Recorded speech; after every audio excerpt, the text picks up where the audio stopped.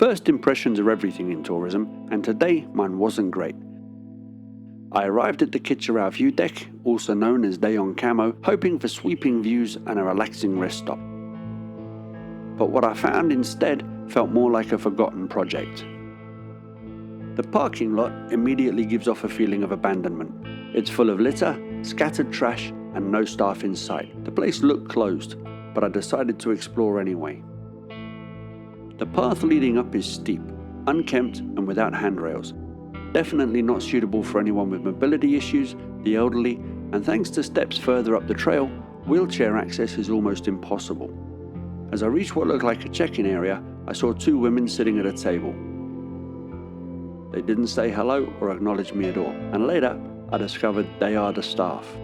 There's a small snack shop offering ice cream, chips, drinks, and a posted menu, but no sign of anybody cooking, preparing, or serving food. Next to the snack shop is a decent-looking dining area, and beside that, a sign advertising rooms for rent, but I couldn't figure out where those rooms were. I kept going up towards the cottages, and on the way, one of the bamboo safety rails came right off in my hand.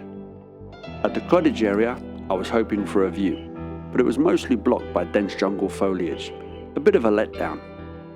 Around the area were broken items, empty beer bottles, and more trash, scattered like no one had bothered to clean up in weeks. I didn't continue to the top deck. The path was looking worse the further I went up. From what I've seen, the best views are probably from the uppermost decks, with panoramic glimpses of Kitcharo and a partial view of Lake Mainit, though most of the lake view is still obscured by thick trees.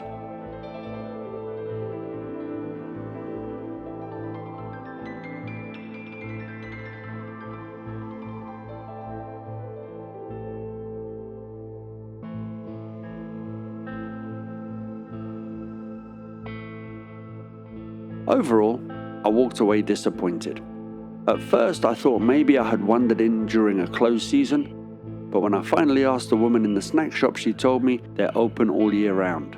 There's also karaoke rooms available if that's your thing, but for me, if you're passing through and just need a quick 10-minute stretch, maybe snap a selfie or two, sure, why not? But I wouldn't suggest going out of your way to spend a day here. It has the potential to be a real tourist hotspot, but in its current state, it just isn't there.